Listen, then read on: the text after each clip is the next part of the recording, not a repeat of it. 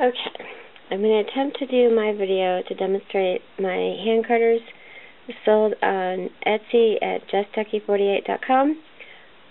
Bear with me, this is my test run. Basically what you do is, these do not have the normal handles, but the more I get used to them, the more I really like them. You take your fiber. This is some black washed Romney that I have, and these are in really nice locks, so you just take and kind of push the end on. These are not sharp on the ends. You still can get yourself if you're not careful, but if you just take the end of the lock and kind of wiggle it on there and pull down, you're not going to slice your thumb open or anything.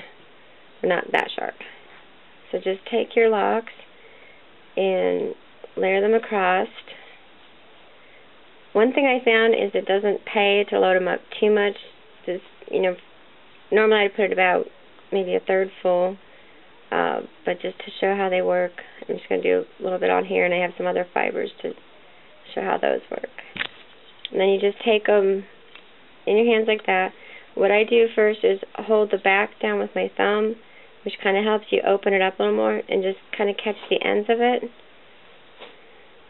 And it's alright if they pull off, because you can card them through again, or comb them rather, and just kind of tease them open. And then once you get them fluffed open, you can change direction and go from side to side and just kind of work your way. You don't want to go right up against the teeth, but just kind of go towards the ends and a little bit of an angle going out.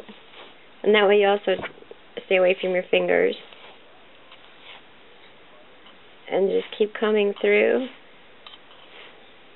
until you get it pretty much all combed off, and then you can just pull this last little bit, and then you can change and do it again. Just do the same thing, kind of hold it down with your thumb and catch it more at the ends and kind of work your way up. And once you get it fluffed out, combed open more, then you can start going from side to side, just gently, because you don't want to tear at your fiber, you just want to comb through it. Just keep working your way back and forth.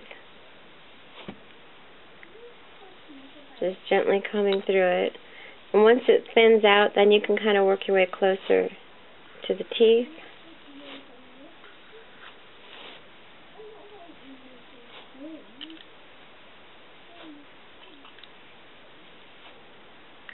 Just keep going back and forth.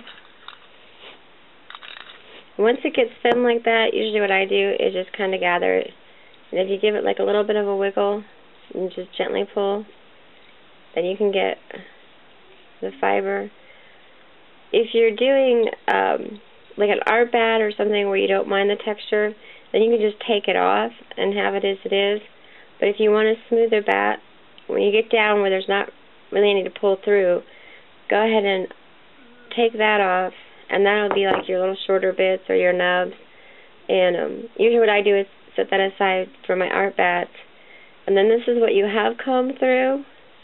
And this, what I do is, if you want to have a smoother bat, just take little bits and gently pull it. And then if you can see, you have just the real fine fluff without any of the neps or anything.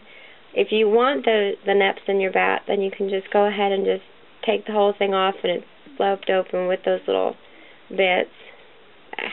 Catching on me there. And but if you want the finer bats, then just keep slowly working your way through it.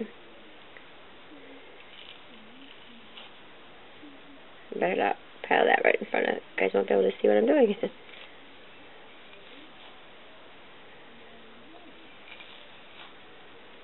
Just wiggle these off.